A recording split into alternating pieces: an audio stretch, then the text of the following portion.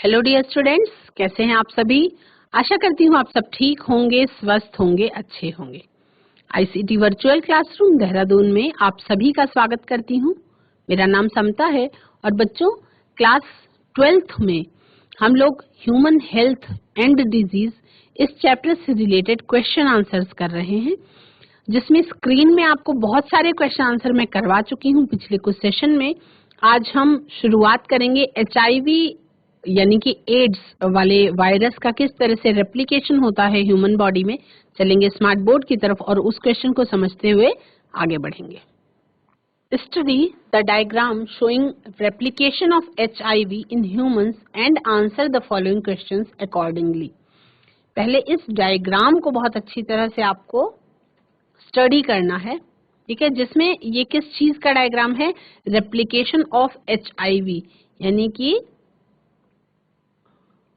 HIV किसका virus है, ads disease के लिए उसका कॉजिंग वायरस जो है वो एचआईवी के नाम से जाना जाता है। तो ये किस तरह से रेप्लिकेशन करता है मनुष्य के शरीर में, वो ये डायग्राम शो कर रहा है। इसको अच्छी तरह से स्टडी करना है और फिर दिए गए प्रश्नों के आपको उत्तर देने हैं, ठीक है। एचआईवी या एड्स का वायरस जब किसी भी नॉर्मल सेल को इन्फेक्ट करता है, किसी भी नॉर्मल सेल को इन्फेक्ट करता है, तो ये क्या है, ये चौकोर आपको जो बॉडी दिखाई पड़ रही है, ये एक सेल है। हाँ, इसके अंदर हम देखते हैं कि ये इन्फेक्ट जब करता है, एंटर किया इसने, ठीक है, चूंकि ये आरएनए होता है, is produced by the infected cell. Infected cell से आरएनए प्रोड्यूस्ड होते हैं, है ना, और उसके न्यू वायरसेस प्रोड्यूस हो जाते हैं। इस तरह से कई वायरस बन जाता है और फिर ये नया वायरस अदर सेल्स को भी इन्फेक्ट कर सकता है ना। ये प्लाज्मा मेम्ब्रेन है और ये होस्ट सेल है। साइटोप्लाज्म के अंदर पहुंचते ही ये इस तरीके से क्या करते हैं, इम्यूनिटी को खराब करने का काम शुरू कर देता है। तो अब इस प्रश्न चित्र को आपने देखा, स्टडी किया, इसके बाद हमें कुछ क्वेश्चंस के आंसर देने हैं। तो पहला प्रश्न है, write the chemical nature of the coat. प्रश्न दूसरा है, name the enzyme B acting on X to produce molecule C, और नेम सी, यानी कि बी और सी और एक्स को लेवलिंग भी करनी है, जो तीनों नहीं की हुई है। Mention the name of the host cell D, उस होस्ट सेल का नाम भी बताना है आपको। The HIV attacks first when it enters into the human body, है ना, आपको लेवलिंग करनी है।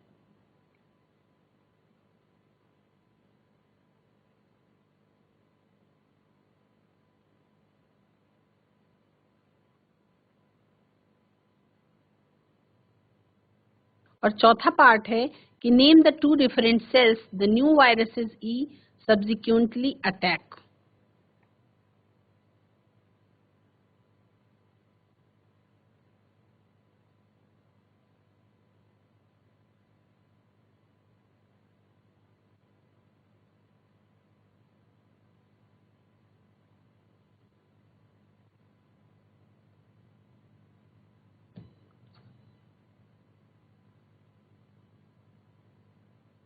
तो ए में क्या लिखेंगे बच्चों, ए में लिखेंगे protein coat,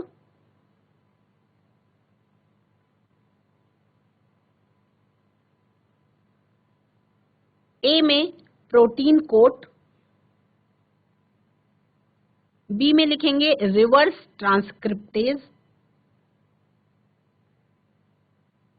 reverse transcriptase.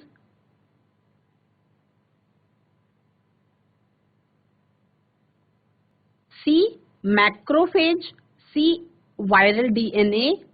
Third number में मैक्रोफेज और 4 macrophages and helper T cells,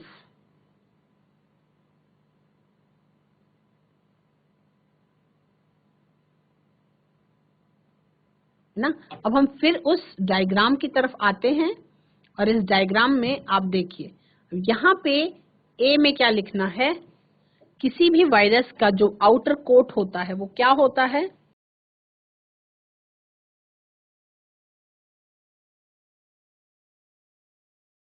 है ना। यहाँ पे आप लिखेंगे प्रोटीन कोट, ए है, यहाँ पे लिखेंगे प्रोटीन कोट।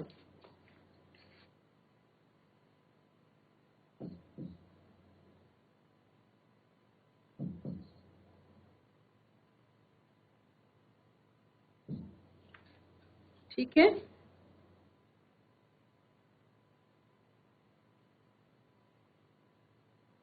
बी में आप क्या लिखेंगे, यहां लिखेंगे रिवर्स ट्रांसक्रिप्टेज, रिवर्स ट्रांसक्रिप्टेज। सी में क्या लिखना है आपको, सी में लिखना है वायरल डीएनए।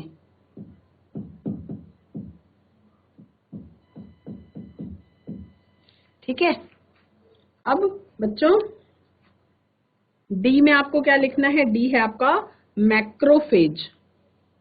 डी क्या है, मैक्रोफेज सेल्स पे ये क्या करता है, इन्फेक्शन करता है सबसे पहले, तो यहां पे लिखेंगे मैक्रोफेज।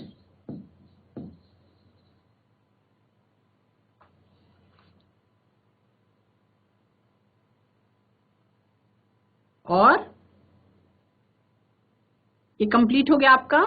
मैक्रोफेजेस पे अटैक करता है वायरस, वायरस के ऊपर प्रोटीन का कोट होता है, रिवर्स ट्रांसक्रिप्टेज से वो वायरल डीएनए में कन्वर्ट हो जाता है, न्यू वायरसेस बन जाते हैं और वो new viruses can infect other sales, है ना। तो यहाँ पे हम क्या लिखेंगे, macrophages and helper T cells.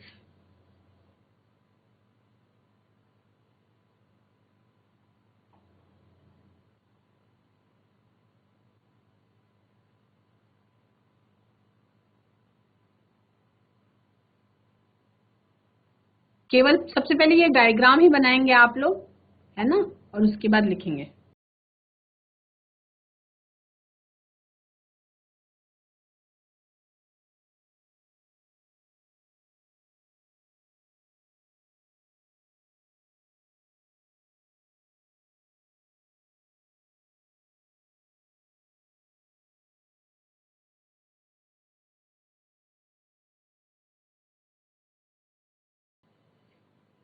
तो जब आपकी इस डायग्राम की स्टडी कर रहे हैं तो आपको समझ में आ रहा होगा। अब आपने ये देखा, आपको चीज समझ में आई कि जो एचआईवी का वायरस है, एचआईवी का वायरस के ऊपर एक प्रोटीन कोट होता है, ठीक है, जो उसकी आउटर कवरिंग होती है। वायरसेस जो होते हैं वो बाहर निर्जीव होते हैं, जब कोशिका के अंदर पहुंचते हैं तो वो सजीवों की तरह व्यवहार करते हैं, यानी कि नॉर्मल सेल को जब वो इन्फेक्ट करता है, वो नॉर्मल सेल सबसे पहले मैक्रोफेजेस को क्या करता है, इन्फेक्ट करता है एनिमल्स में, है ना, जिसमें रिवर्स ट्रांसक्रिप्टेज की सहायता से वायरल डीएनए में कन्वर्ट हो जाता है ना, और उसके बाद वो वायरल डीएनए फिर से डीएनए, ये वायरल डीएनए के रूप में बदल गया। अब यहां से ये क्या करता है, नया वायरस प्रोड्यूस करता है, जो अलग अलग इस तरह से new viruses can infect other sales, वो दूसरे अदर सेल्स को भी इन्फेक्ट कर सकते हैं, है ना। तो इस तरीके से धीरे धीरे इन्फेक्ट करते रहते हैं और इम्यूनिटी जो है वो बिल्कुल खत्म होती या घटती चली जाती है।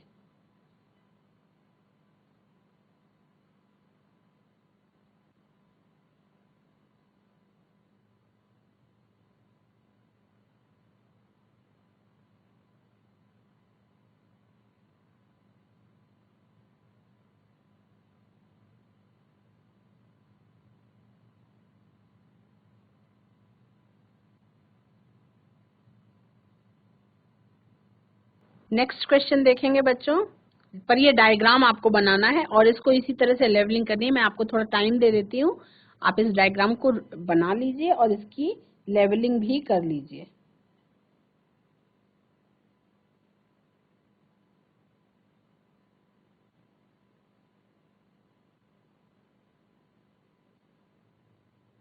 डायग्राम बनाएंगे जिसमें लेवलिंग को भी शो करेंगे। सबसे पहले एक वायरस का डायग्राम बनाएंगे जिसपे एक प्रोटीन कोट, ए लेवलिंग करके प्रोटीन कोट भी लिखेंगे। वायरस इन्फेक्ट करता हुआ नॉर्मल सेल का डायग्राम बनाएंगे। उसके बाद एक होस्ट सेल का डायग्राम बनाएंगे जिसमें मैक्रोफेज लिखेंगे, प्लाज्मा मेम्ब्रेन लिखेंगे, और अंदर बी पर जहां पर मैंने रिवर्स ट्रांसक्रिप्टेज लिखा है वहां पर भी वो आप लेवल अवश्य करेंगे। साइटोप्लाज्म के अंदर जो आरएनए था वो डीएनए के रूप में बदल चुका है। New viral RNA is produced by the infected cell, ठीक है, वो डीएनए के रूप में बदल जाएगा। अब नए वायरसेस फिर से आएंगे आरएनए के रूप में और फिर से उससे नए वायरसेस बन जाएंगे जो नए सेल्स को इन्फेक्ट कर सकते हैं, है ना। तो ये पूरा डायग्राम आप देखेंगे और इसको बनाएंगे।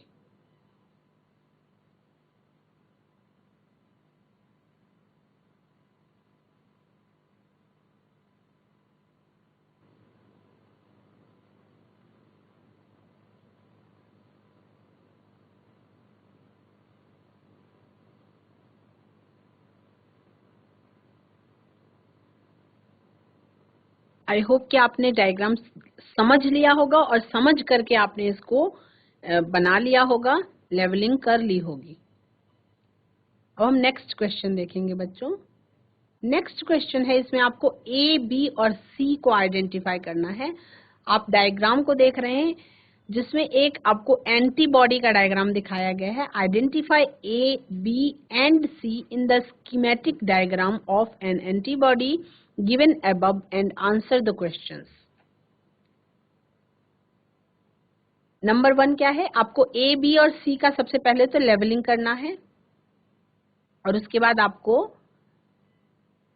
फर्स्ट क्वेश्चन में बताना है write the chemical nature of an antibody, यानी कि जो एंटीबॉडी होता है उसका रासायनिक स्वभाव क्या होता है, ठीक है, वो किस चीज के बने हुए होते हैं, ये पूछने की कोशिश की जा रही है प्रश्न में। दूसरा पार्ट है name the cells that produce antibodies in humans, यानी उन सेल्स का नाम आपको बताना है जो मनुष्यों में एंटीबॉडीज प्रोड्यूस करने का काम करती हैं। और तीसरे में mention the type of immune response provided by N antibody, जो एक एंटीबॉडी के द्वारा मनुष्य के शरीर में इम्यून रिस्पॉन्स होता है उसके बारे में, वो किस टाइप का होता है उसके बारे में आपको बताना है। तो ए में क्या लिखेंगे, एंटीजन, बाइंडिंग साइट,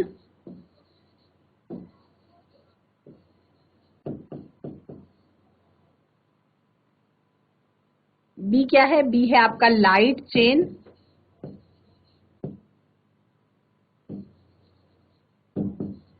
और सी में क्या लेवलिंग करेंगे, सी है आपका heavy chain.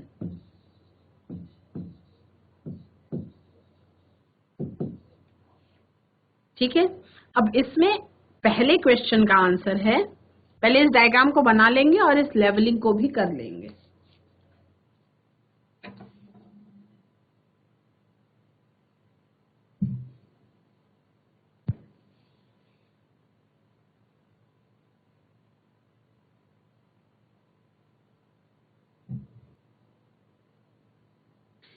Right the chemical nature of an antibody, है ना, एंटीबॉडीज का केमिकल नेचर क्या होता है, तो antibodies are proteinaceous in nature, protein से बनी हुई होती हैं, तो प्रोटीनेशियस नेचर उनका होता है। दूसरा क्वेश्चन है name the cells that produce antibodies in humans, यानी मनुष्यों के शरीर में एंटीबॉडीज बनाने वाली कोशिकाओं का क्या नाम होता है, तो वो होता है बी लिम्फोसाइट्स। क्वेश्चन लिखेंगे और उसके नीचे आप आंसर भी लिखेंगे। तीसरा है mention the type of immune response provided by N antibody, उसको हम कहते हैं ह्यूमोरल इम्यून रिस्पॉन्स। ये क्वेश्चंस के साथ इन आंसर्स को भी आप नोट करेंगे, ऊपर वाला डायग्राम बनाएंगे और उसमें ए, बी, सी पे लेवलिंग भी करेंगे।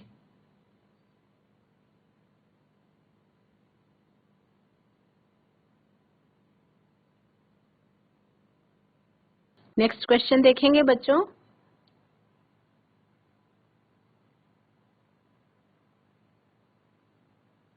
N antibody molecule is represented as H2L2, इसको एक्सप्लेन करना है आपको। एंटीबॉडी जिसका डायग्राम आपने ऊपर देखा अभी, antibody is represented as H2L2, यानी दो हैवी चेन्स होती हैं, दो लाइट चेन्स होती हैं, तो H2L2 because each antibody molecule has 4 peptide chains, her antibody molecule के पास 4 पेप्टाइड चेन्स होती हैं, दो छोटी होती हैं जिनको 2 स्मॉल लाइट चेन्स कहते हैं, और 2 बड़ी होती हैं यानी कि जिनको आप 2 लॉन्गर हैवी चेन्स कहते हैं। ये क्वेश्चन और आंसर दोनों नोट करेंगे।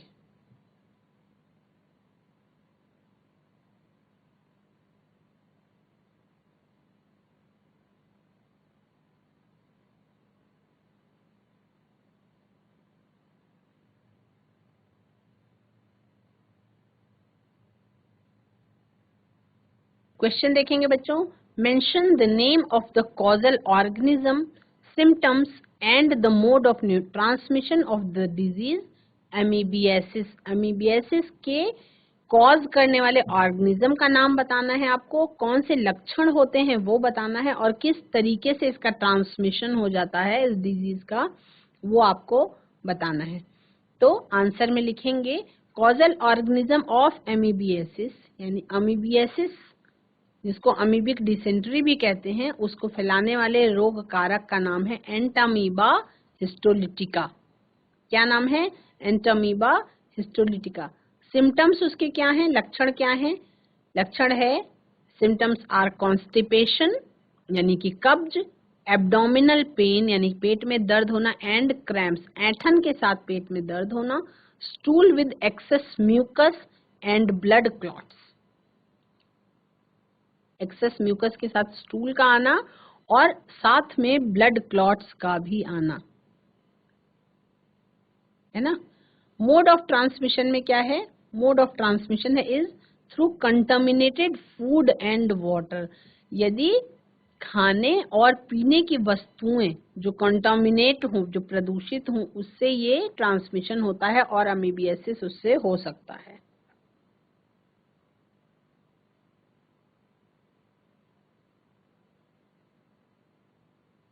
इसको आप नोट करेंगे, क्वेश्चन को भी नोट कर लेंगे। क्वेश्चन में हो सकता है केवल अमीबियासिस लिख दें आप, आंसर को आपको पूरा नोट करना है।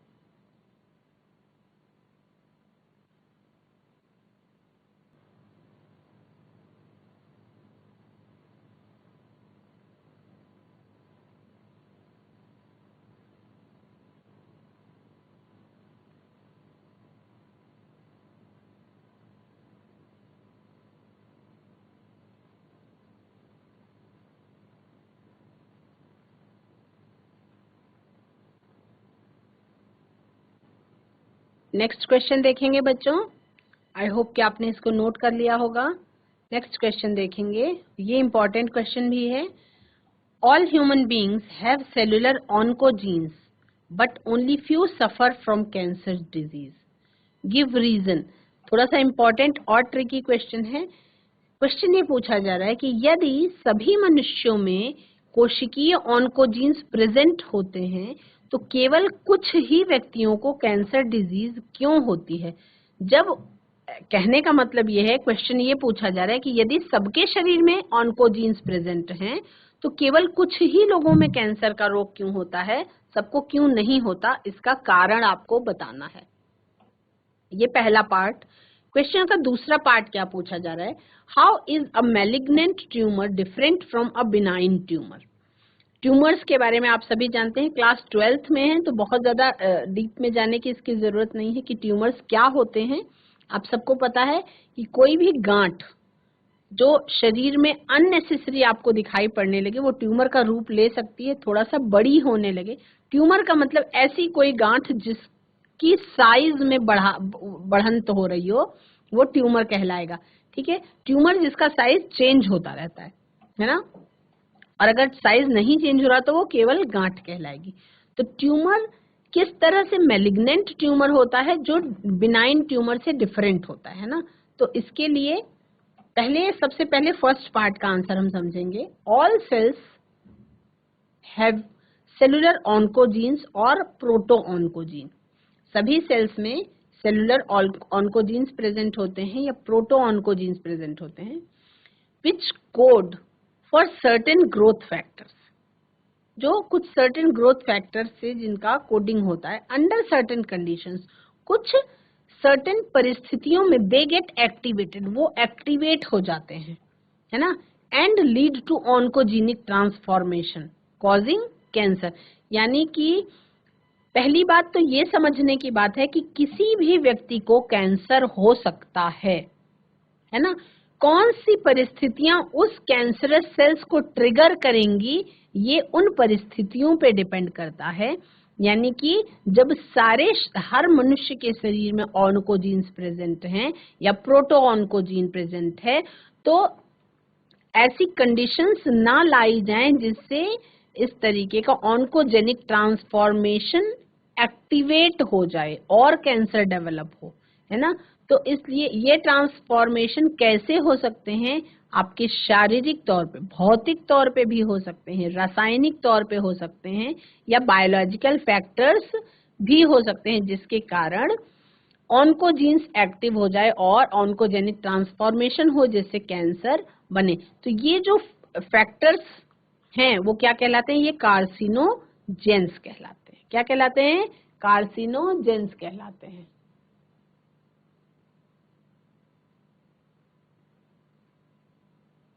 इसको नोट करेंगे, फिर हम बिनाइन ट्यूमर और मैलिग्नेंट ट्यूमर के बीच में क्या अंतर है उसको भी लिखेंगे, जानेंगे। समझते हुए लिखना है बच्चों, केवल कॉपी नहीं करना है, समझते हुए आपको लिखना है।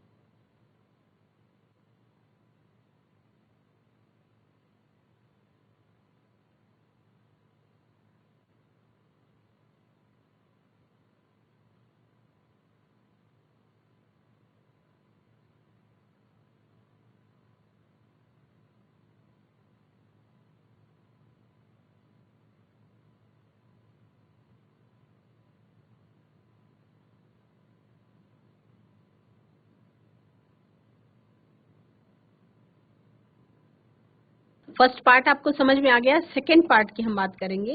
सेकेंड पार्ट नोट भी कर लेंगे आप, फर्स्ट पार्ट, फिर हम सेकेंड पार्ट की बात करेंगे।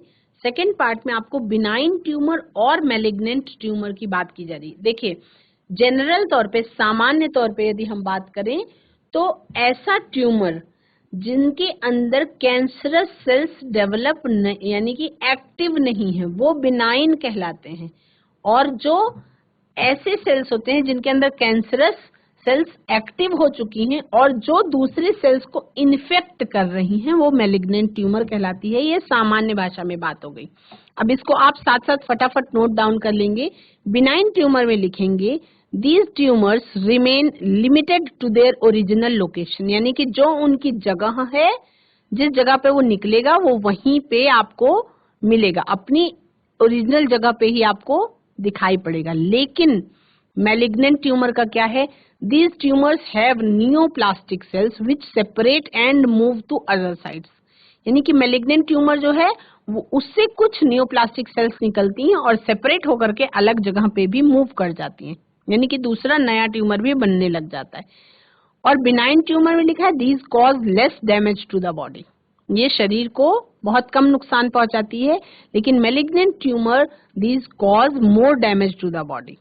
और मेटास्टेटिस डज नॉट अकर, यहाँ पे मेटास्टेटिस नहीं पाई जाती है और मैलिग्नेंट ट्यूमर में metastasis is the main feature.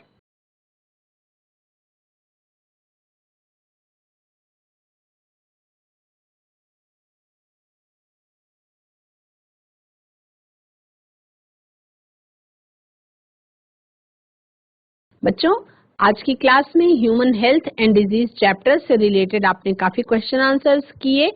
आशा करती हूँ आपको क्वेश्चन आंसर एकदम समझ में आ रहे होंगे। लास्ट में आपने बिनाइन ट्यूमर और मैलिग्नेंट ट्यूमर के बीच में डिफरेंस जाना और ये जाना कि किस तरह से सभी मनुष्यों के शरीर में कैंसरस वाली सेल्स पाई जाती हैं, लेकिन सबको कैंसर क्यों नहीं होता है, इसका कारण बताना था आपको। आज की क्लास में इतना ही।